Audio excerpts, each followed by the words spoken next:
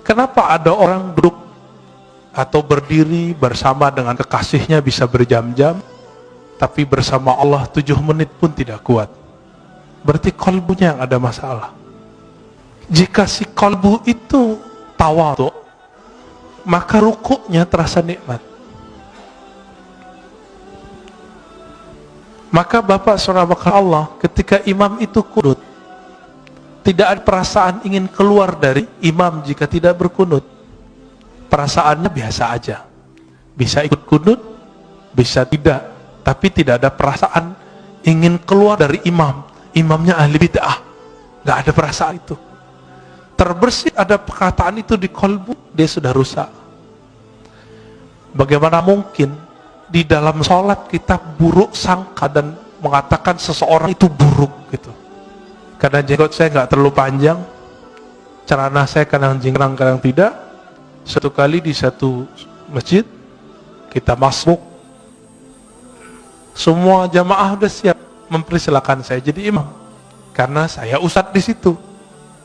Tiba-tiba dia nyelonong dari luar masjid keluar masuk, dan kita lihat, wow, penampilannya sangat perfect.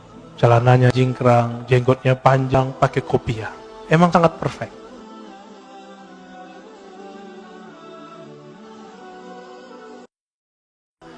Kenapa ada orang duduk atau berdiri bersama dengan kekasihnya bisa berjam-jam, tapi bersama Allah 7 menit pun tidak kuat?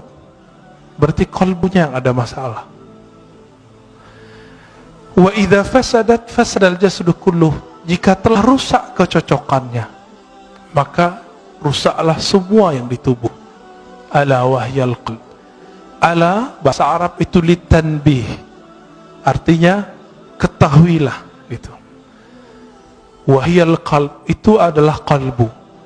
Saya tidak mau berbicara ini kalbu secara kedokteran, walaupun hadis ini bisa dibawa ke ilmu tib, ilmu kedokteran. Tapi ini ilmu rohani. Al-qalb, kena kata qalbu di Quran lebih dari 100 kali dengan jamak dan mufrad. Ada lebih dari 100 kali, semua menyebutkan tentang ahwal rohani, bukan ahwal jasmani. Jadi jika ada dokter ngotot menggunakan hadis ini untuk perkara yang zahir, silakan. Tapi kita menggunakan hadis ini sesuai yang diturunkan Nabi sallallahu alaihi wasallam. Jika si kalbu itu tawadhu, maka rukuknya terasa nikmat. Maka Bapak Saudara Allah, ketika imam itu kunut, tidak ada perasaan ingin keluar dari imam jika tidak berkunut.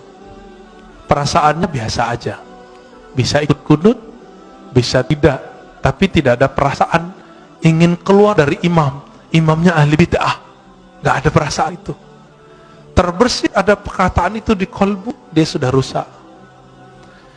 Bagaimana mungkin di dalam sholat kita buruk sangka dan mengatakan seseorang itu buruk gitu. Betapa buruknya rohani ini. Oleh karena itu kami, meskipun misalnya diimami oleh seseorang yang tidak hafal Quran, bacaannya salah-salah, itu kita biarin aja dulu. Nanti selesai sholat, kalau nggak ada orang baru kita kasih tahu. Kenapa? Siapa yang menggerakkan dia jadi imam? Salah siapa kita nggak maju jadi imam? Gitu. Bapak selamatkan Allah, satu kali guru kami wafat, Maulana Syekh Muhammad Nuruddin Al-Khalidi An-Naqsyabandi. Ketika beliau wafat, itu hujan Masya Allah. Imam Az-Zahabi menyebutkan suatu perkataan dari seorang imam ahli hadis di abad ke-6 Hijriah. Apa kata beliau? Ciri-ciri seseorang itu meninggal dirahmati Allah, maka Allah kirim malaikat dalam bentuk awan. Fayughfar lahu, maka diampuni baginya. Kalau guru saya ini bukan hanya awan, itu hujan dari beliau sakaratul maut sampai esok pagi, sampai kemudian kita kuburkan, itu hujan gak berhenti. Apa yang ajaib? Keluar dari rumah, itu rumah gadang ya. Turun dari rumah itu ketika kita bawa keranda, itu hujan berhenti. Kayak ada yang kendaliin. Masuk masjid, hujan deras, dan itu sangat ajaib. Ketika selesai sholat, kita zikir, tahlil, segala macam, kami keluar, hujan berhenti. Tapi di saat ketika mau jadi imam, orang yang beliau angkat jadi wakilnya, itu seorang yang ummi, bacaan Qur'annya nggak bagus. Tiba-tiba ada seorang murid yang dianggap telah durhaka oleh beliau, ingin tebar pesona jadi imam, padahal nggak ada yang nyuruh beliau. Awalnya mau menarik dia untuk turun, tapi tiba-tiba beliau dapat ilham dari kolbunya sendiri yang bicara. Apa kata kolbunya? Hei, kamu tidak usah emosi. Yang menggerakkan dia ke depan siapa? Itu Allah, bukan kamu, bukan dia. Dipikir-pikir, oh saya juga nggak hafiz Quran. Ya sudah. Nah itu, ya, itu adabnya. Maka saya tidak pernah lagi marah waktu karena jenggot saya nggak terlalu panjang, celana saya kadang jingkrang kadang tidak. Satu kali di satu masjid kita masuk, semua jamaah sudah siap mempersilakan saya jadi imam karena saya ustadz di situ.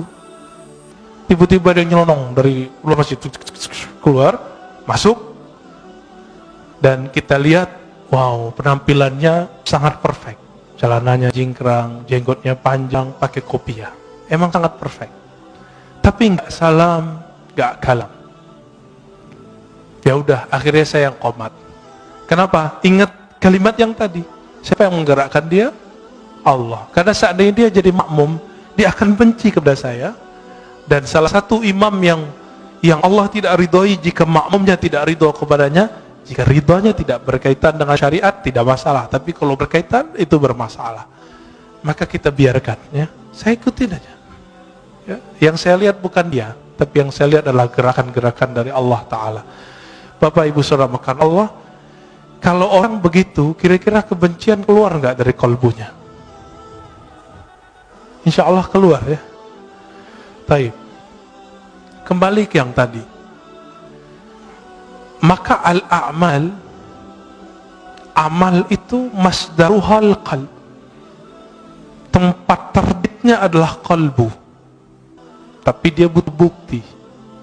Maka di Quran disebut i'malu fasarallahu a'makum. Beramallah kamu, maka Allah akan memperhatikan amalmu. Nah, pertanyaannya, merasa diperhatikan Allah nggak tadi sholatnya? Berarti sholatnya belum ngamalin ayat ini. Coba, mulai hari ini beramal itu karena ayat itu. Beramallah kamu, Allah akan pandang amalmu. Tapi apa yang Allah pandang? Maka ditaksis dengan hadis Nabi Sallallahu Alaihi Wasallam, hadis Imam Muslim tadi dan Imam Bukhari juga ada yang semakna, bahwa Allah memandang ke kalbumu. Jadi yang dipandang itu bukan rukuknya, tapi ini yang disebut ahwal dalam ruku. Mesti ruku. Yang dipandang bukan sujudnya, sehingga jidat kita mulai sakit ketika sujud lama. Bapak kalau buka kopiahnya mungkin ada hitamnya. Bukan itu yang Allah lihat. Betul, beruntung kalau yang punya itu. Nanti malaikat maut pun mikir-mikir mau cabut, wah ini ahli tahajud ini kayaknya, ya. Tapi bukan itu yang kita kejar. Kau bisa sembunyiin itu. Kenapa? Karena yang disebut simahum fi wujuhim min atharis sujud, itu artinya efek sujudnya itu terlihat di wajahnya. Apa efek sujud? Ketika orang sujud, dia lebih merendahkan wajahnya, otaknya yang doktor, otaknya insinyur, otaknya yang sarjana, otaknya yang hafiz, otaknya yang pinter itu, dia taruh di mana? Di bawah bokongnya, di bawah tempat keluar najis semua. Maka orang-orang ini dihina orang tidak akan marah. Kenapa? Dia sendiri telah menghinakan dirinya di hadapan Allah Ta'ala. Bukankah kita, Bapak soft nomor 2, bukankah dibelakangi oleh orang yang soft depan? Itu kita sudah biasa menghina diri. Tapi kenapa kemudian jika disinggung orang sedikit ngamuk? Ini yang tidak wajar di kolbu. Berarti belum salah. Kolbunya belum saleh. Dalam kalimat ini dikatakan, keadaan fisik itu selalu menerjemahkan keadaan qalbu. Jika qalbunya sedang tawadu, dia pasti uku. Jika qalbunya sedang bersah diri, pasti dia mengatakan la haula wala quwata illa billah. Jika qalbunya sedang menta'zim Allah, pasti dia mengagumi dan mengatakan subhanallah. Subhanallah itu bukan maha suci, itu terjemahan biasa. Subhanallah artinya maha hebat engkau ya Allah. Bapak saya rahmatullah ikhwan akhwat fillah. Oleh karena itu Nabi SAW 13 tahun itu tidak diwajibkan sholat. Coba lihat berapa lama Rasulullah berdakwah? 13 tambah 11 13 tahun gak wajib sholat kecuali sekali semalam, surat Al-Muzammil, Qumil Laila, bangunlah malam hari, itu aja. Meskipun 3 tahun sebelum hijrah beliau telah dapat kewajiban 5 rakaat, 5 rakaat, beliau belum wajib sholat. Kenapa? Karena Nabi yashtaghil bi amril qalb. Nabi sibuk dengan perkara kalbu.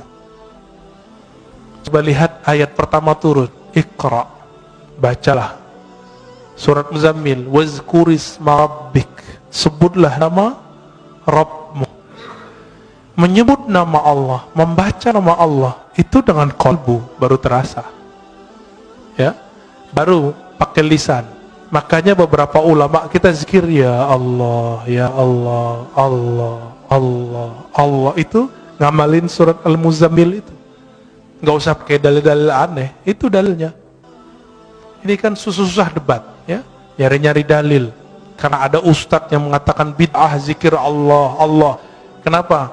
Zikir harus dengan kalimat yang jumlahnya kamilah, jumlah mufidah, kalimat yang lengkap. Memang kalimat Allah kurang lengkap. Bukankah ada ayat kulillah, katakanlah Allah, ada kok. Dan itu satu kalimat, satu kata, tapi menilainya satu kalimat. Waladzikrullahi akbar, dan sungguh menyebut Allah itu lebih besar dari semuanya. Oleh karena itu Badi'uz Zaman Sa'id Nursi itu di bersalahnya yang jilid 6 mengatakan ulama-ulama ahli qalbu untuk menghabiskan ego al-ananiyah itu mereka hantam dengan menyebut nama Allah, Allah, Allah, dan itu ada efeknya. Apa nama yang dimasukkan ke dalam qalbu, itulah nanti keluar. Karena air yang dimasukkan ke dalam kendi, dalam gelas, jika putih keluarnya putih, jika hitam keluarnya hitam. Jika yang dimasukkan asma'ul husna, maka keluarnya adalah akhlak yang hasanah. Jika yang dimasukkan hubbud dunya, maka keluarnya itu tamak.